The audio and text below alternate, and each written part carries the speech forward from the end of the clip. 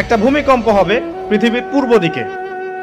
পৃথিবীর পূর্ব দিক মানে এই যে ভারত, পাকিস্তান, বাংলাদেশ, শ্রীলঙ্কা, ইন্দোনেশিয়া, ঠিক আছে, এই সিঙ্গাপুর, এই যে কন্টিনেন্ট মালয়েশিয়া, এটা পৃথিবীর পূর্ব দিক।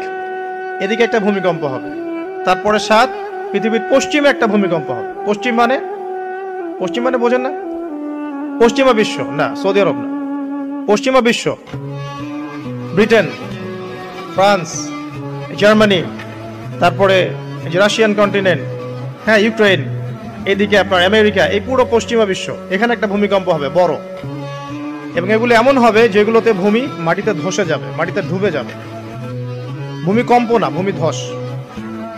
8 পৃথিবীর মাঝখানে মধ্যপ্রাচ্যে একটা ভূমিকম্প হবে, যেখানে আমাদের সো কল্ড আমিরুল মুমিনিনরা থাকে, এদের এখানে একটা ভূমিকম্প হবে ইনশাআল্লাহ। আর 9 ইয়েমেন থেকে